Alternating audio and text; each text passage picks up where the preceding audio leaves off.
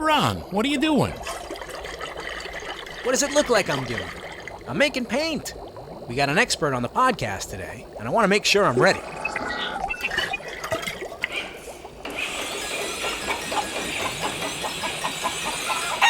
Ron, you sure you know what you're doing? No, but remember what Bob always said? You don't have to be blessed by Michelangelo at birth. You can paint. So if anyone can paint, surely anyone can make paint. I bet that's what our paint-making expert is going to tell us. There is a nuance to making paint. To do it well, you have to know how to kind of massage the formula or the ingredients going into it so you have the best result.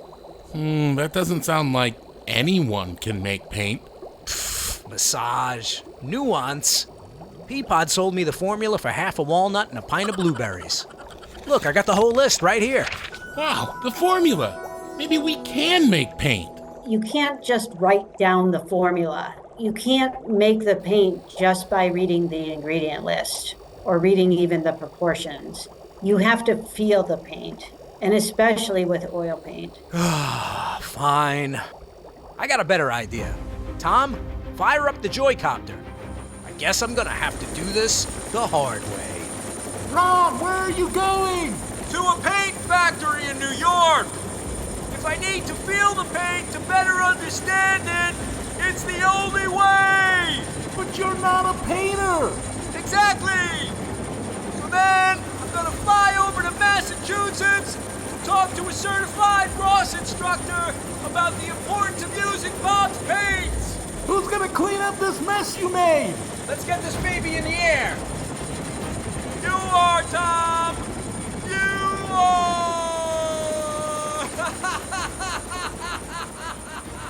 And he travels all over the country and teaches literally thousands of people the joy of painting. All right. Let's just I'll use that same old brush and put a little cad yellow, grab a little touch of the sap green, not much, just a little yellow ochre, Indian yellow. New Berlin, New York, a quaint and quiet part of a notoriously frantic state. You know, people from the city, that's what we call it. Well, city folk. In the city, everything's upstate once you get out of Manhattan. And it's inside this tiny town that your Bob Ross paints are made. This is our lavender color that we made, purplish color. Same thing the mountain's made out of. I'm going to add a little bit more of the blue into it. Get a little more blue hue. Blue hue. It's hard to say. My name is Dana Rice, and I live in a town called Otsego, New York. It's about 35 minutes from the factory of Golden Artist Colors, which is where I work, and it's in a town called New Berlin, New York. Last summer, the folks at Bob Ross were kind enough to come out here, and they brought all the materials and all the supplies, and they held a workshop, and anybody on the staff who wanted to could sign up and participate. So we had around 100 people. We only have 200 people here, so about half the staff wanted to participate.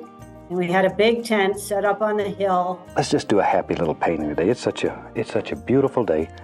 We'll start with a little touch of the phthalo blue. We just use the old 2-inch brush, tap a little color into it. We were lucky because it was a gorgeous day and the wind was just gently blowing. The Bob Ross folks brought easels to work on and the canvases and the brushes.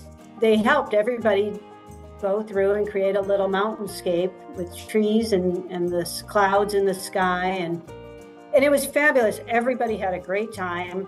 Everybody felt really empowered by the paintings that they created. And it was really exciting for our staff to be able to have that opportunity to actually have their hands on the paint and feel like they were creating something special. Tap that brush. You really want to get a lot of paint in there. A lot of paint. Okay, let's go up to the canvas. Now, I want this painting to have both some cool colors in it and some nice warm colors. So when you're creating something special, feeling all empowered and relaxed, consider the tranquil New York town that these magnificent colors come from. It's very rural, but it's also very beautiful. There's kind of gently rolling hills. Let's have some little like little rolling hills that live back in here. Fields and farms. Now, if you live someplace where there's a lot of farms, you can look around and see the type of farms that are in your area and paint them to match what you're used to seeing. It's up to you. And if you like animals and you want to have a farm, you can do that here. Very soft, quiet, little grassy places. Nice place to go lay and read a book or something. Look at the birds. Talk to little bunny rabbits. Things weren't always so serene for Dana Rice. Before working with paint, Dana worked with computers. She got burned out, and she and her husband were looking for a change of scenery. And we just moved. Then I had to find a job.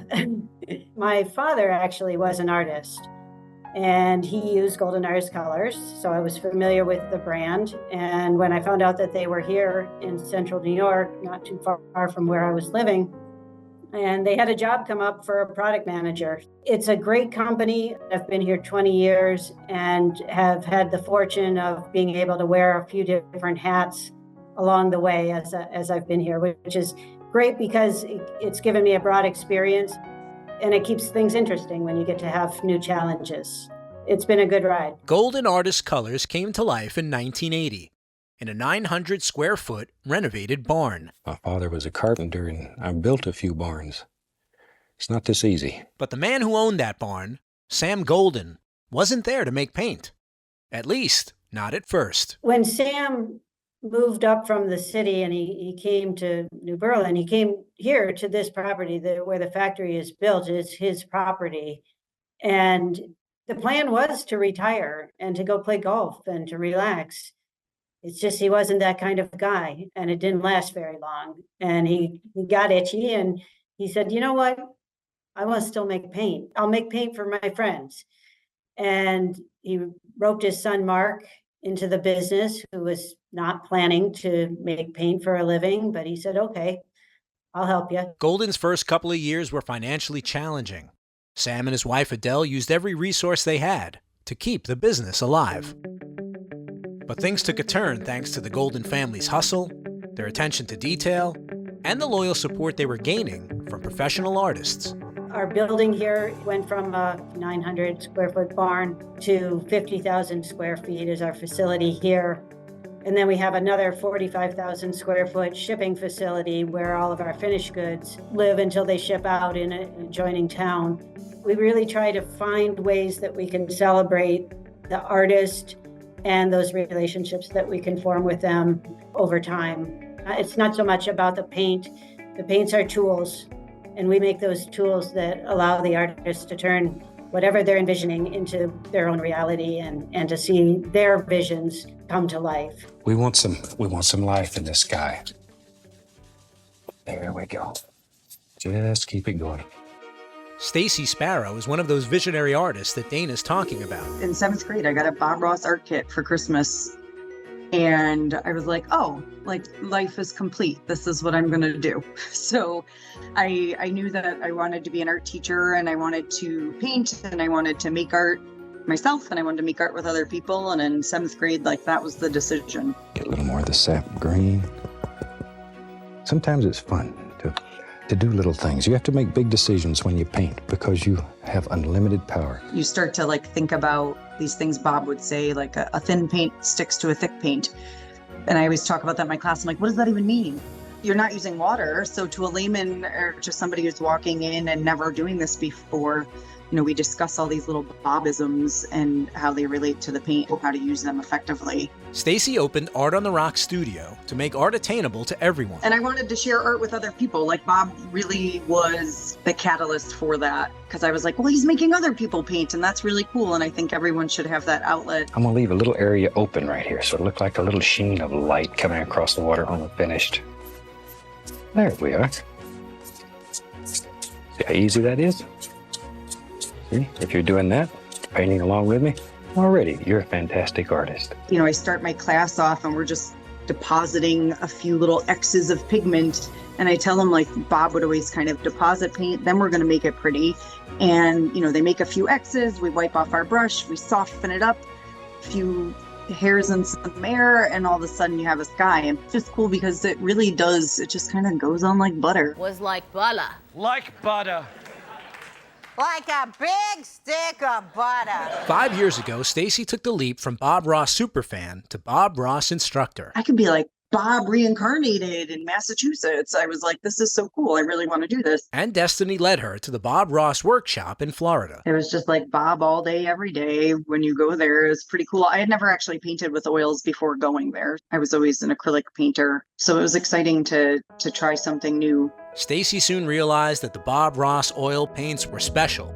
Not just ideal for painting almighty mountains, but also for showing other folks how to paint them. I can, during a class with Bob Ross oils, explain myself, pause them, show a step, have them work on a step, then I can come around and see what they're working on. And I don't have to rush. We're cool. We got time. It's not going to dry right away. As opposed to, I teach acrylic classes very regularly too. I have them watch me do the sky, and I'm like, you're going to watch me do it in its entirety. And no matter how uncomfortable it is, you're going to paint real fast. And for adults, that's really, really uncomfortable. I didn't realize how much Bob stuck in my brain until I started actually teaching these classes, because I would say things and then people in my classes would be like, oh, that's so Bob of you, or something like that. And I'm like, oh yeah, that's just something I've said forever. I didn't even think of that. We don't make mistakes. We have happy accidents. We learn to work with anything that happens. Bob would often say, it's your world. The point isn't to replicate what I'm doing, it's to try and just relax and do it with me and learn something. And if yours is a little weird, or you want a green sky instead of a blue sky, then that's, have at it. Now, when you're doing your seascape, you put whatever color you want in there and in what degree. You may want it brighter or duller or whatever. Whatever makes you happy, that's what we are to do. So what's inside these paints that fill us with so much joy? How do they make bright red so bright? What makes yellow ochre so ochre-y? I can give you an idea of how they're made. I can't tell you exactly how they're made because that's part of the secret sauce. There's an old saying, a magician never reveals her secrets. I can respect that. But let's see if Dana really knows her stuff. Dana, tell me, how many shades of yellow are there? I think you can have as many colors of yellow as there are out there options to make yellow, because color is fun. And all color mixes differently. There's some colors that are, for example, in your yellows, you have warm yellows and cool yellows. And warm yellows tend to be more towards, have a orange or a red cast to them, where the cool yellows have a green or a cooler cast to them. And when you mix them with other colors, it will impact how those other colors mix. So we all know that yellow and blue make green, right? Well, depending on which yellow and which blue you use, you'll either get a cooler green or a warmer green. Even when you mix it with white, you can get like a peppermint kind of color. Yep, that all checks out. She's a paint maker. Okay, come on, Dana, let's make some paint. The Bob Ross paints obviously are oil paints. Oil paint is pigment and oil. The pigments are usually come in a dried powder form, and they have to be mixed with the oil. It's kind of like making bread, where you have yeast and flour, and you have to mix it with water, right? Bread isn't that complicated at the surface, but if you've ever made bread, you'll find out pretty quickly that it's not quite as easy as it looks. It's not really just, the ingredients might be simple, like flour and water and salt, but there's a lot more to it. And making Bob Ross paint is kind of like that too. It's a good thing I took up painting instead of cooking, because my eggs don't come out too well. When we work with the Bob Ross paints, and as we developed them, we worked a lot with their artist, Nick, because Nick was an expert, and he would tell us exactly what each color, the properties that each color needed to have. And so we really worked with him quite a bit, and continue to do so today as we need to dial in the colors to have the right properties, so that, for example, with something like an alizarin crimson. Okay, today, let's mix up a purple color. And I'll take alizarin crimson. I might as well mix up a pretty good batch. We're going to be using it all through this little painting. A lot of times the way that color is used, it's a beautiful dark red color, but a lot of the way that it's used is when you mix it with white. As we developed that color, it needed to have very specific tinting properties. So that combination of white plus the color is the tint. And so when we develop the colors, we look at not only what we call mass tone, which is the color straight up without any kind of other color mixed in, but then we also look at the tints, which is the same color mixed with a certain amount of white. When we're putting the paints out and people see them, it kind of just like ignites this like, oh, I'm using my official Bob Ross paints. And you see his face and like, you know who he is. And when I'm teaching a class, sometimes I'll be like, all right, we're gonna take our brush and we're gonna grab a little red. And I'm like, oh wait, I mean alizarin crimson. Nick's input was critical in the process to make sure that we were dialing the paint in the way he expected it to be. And he was taking his cues from Bob and how Bob had wanted the paint to be. I'm just in a mood today to do some beautiful colors. I always start everyone off, I say we err on the side of caution. So we're gonna start off with very, very little pigment. And then if it's too pastel or you want it more bold, I always tell people, like, I don't really do subtle. I'm kind of a go big or go home kind of girl. So I always add more pigment. I tell them I'll take it to 200%. You can scale back from there. So it gives people the opportunity to add a little salt and pepper. I tell them, you know, you can add a little more salt, a little more pepper. It's up to you, and you can really make it your own. Certain colors tend to be more transparent than other colors, largely dictated by the pigment.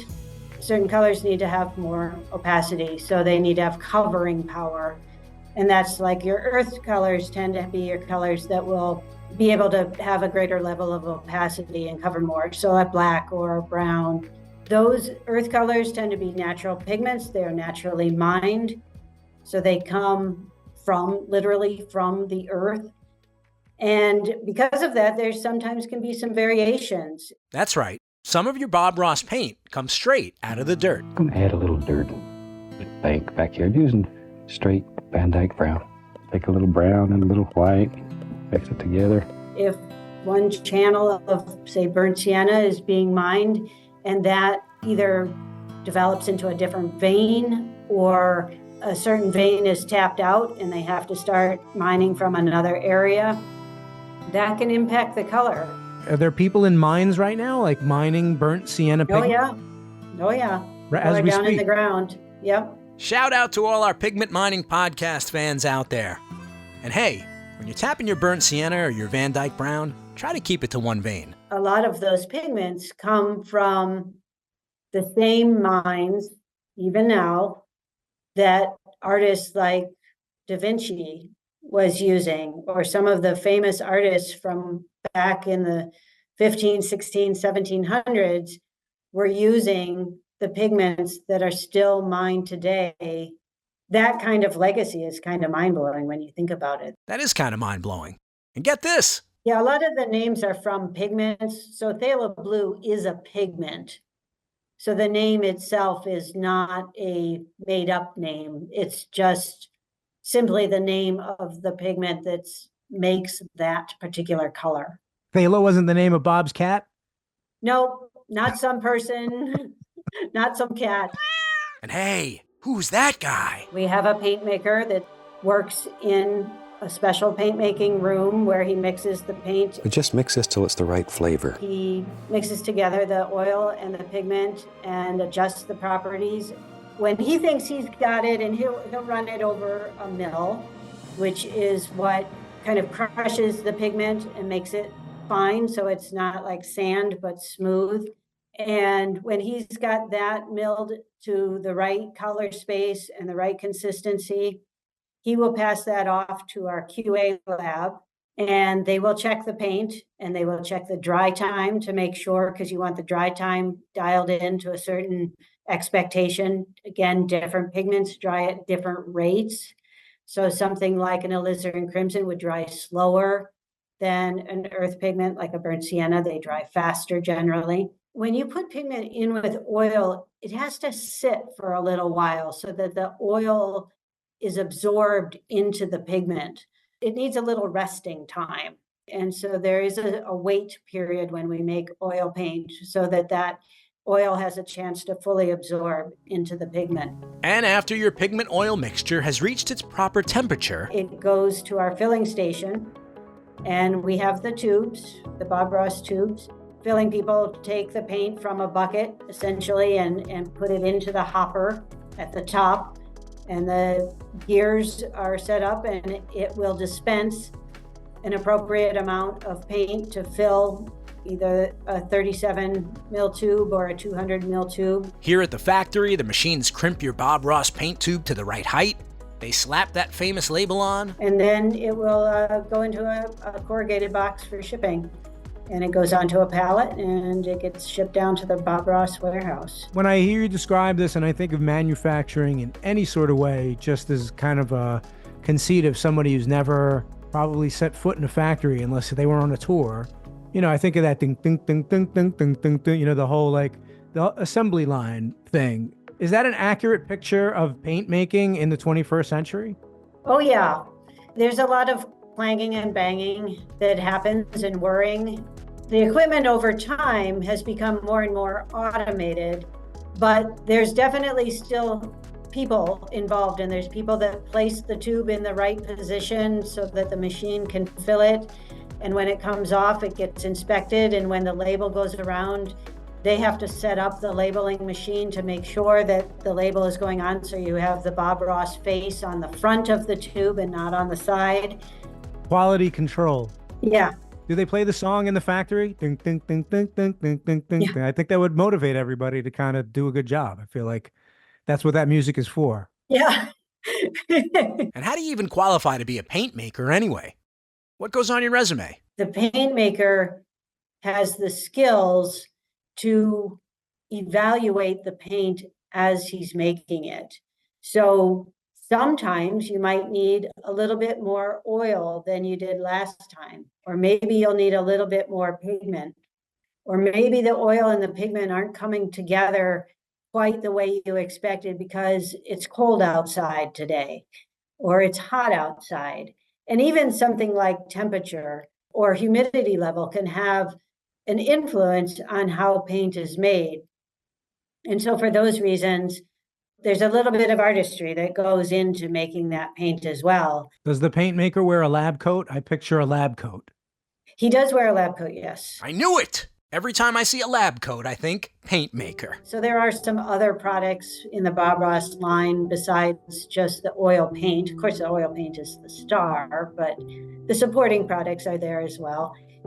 Without the liquid white, all those other paints are nothing. Let's face it, right? Don't they need liquid white to shine? Isn't that the whole thing, right? It certainly has a prominent position in the technique. Or liquid black, depending on the painting. White or black, yeah. Whatever the color, in Bob's world, it was made with intention. His colors are very specifically selected to the style of painting that's promoted and the types of colors that are found in nature, really, because so much of the Bob Ross painting style is really around painting nature, and whether that's lakes or trees or mountains or clouds. So the colors that are in the Bob Ross line are specifically selected to support that style of painting in the best way possible. And if painting teaches you nothing else at all, it will teach you to see. It will teach you to see things in nature that you never knew existed before you. You'll become aware of shape, of color. Oh my gosh, it opens a whole new world to you. A whole new world. These Bob Ross paints aren't just oil and pigment. There's other ingredients in there. A love of nature, a taste of tranquility, a pinch of positivity, and of course, ginormous amounts of joy. It's a perfect mixture that's built on the hard-working heels of the Golden family, and built on relationships between the company and the artists, between the material and its makers, the teacher and her tools, and between the instructors and the first-time painters they're inspiring. I really thoroughly enjoy helping someone else to be successful, whether success for that day was I blended a sky, I made a cloud, I made a tree. For me, Bob did that. And I feel like anybody that comes to my class or any other CRI's class can achieve something that they would normally say, oh, I can't do this. And I'm like, great, that's why we're here. I'm here to help you. The idea behind this style of painting is that it's something you can learn, and I like that I'm able to share that with other people like Bob did. It's your world, the lay of the land, all these little things he would say, you made decisions, and that's what I want people to know they can do. And I feel like the workability and the extended time that it takes for oils to dry gives us those options. You'll be absolutely amazed at the effects you can achieve. And you can do it. You can do anything that you believe you can do. It's art and the arts that help us to expand our horizons. And if we open ourselves up to it, then we can grow and learn so much more from what artists can bring us. I think that's one of the key values and one of the special things in being able to work with artists. It is more than just about painting. It is about a feeling. And maybe we need more people painting with Bob Ross these days. Painting should make you happy. It should set you free. It has no boundaries. You can go anywhere you want to go in a painting. You can do anything that you want to do. You can make any kind of world that you want. You can create your vision. And that's the joy of painting, is the fact that you can create. It gives you freedom. It gives you freedom. And we're all looking for a touch of that.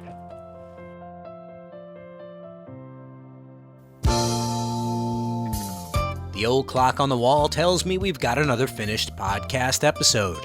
I want to thank my guests, Dana Rice and Stacey Sparrow. This happy little episode was produced with help from James Shapiro at Jansen Media and mixed by Digital Sound and Video of Daytona Beach, Florida. Support your local public television station and say thanks for giving us Bob Ross and the joy of painting. We want to see your paintings. Use #PaintLikeBobRoss. Bob Ross certified instructors are the only ones that know how to teach you Bob's world-famous painting method. So don't settle for second best. Find the local CRI at bobross.com and then click Take a Class. Got your own Bob Ross story to tell? Pick up the phone and call us, 866-FANBRUSH. Or you can send an email to podcast@bobross.com. And follow us on the Instagram at @BobRoss_The Joy of Painting. I'm Ron Scalzo. The Joy of Bob Ross is written and produced by me, Ron Scalzo, in partnership with Bob Ross, Inc. Bob Ross name and images are registered trademarks of Bob Ross, Inc.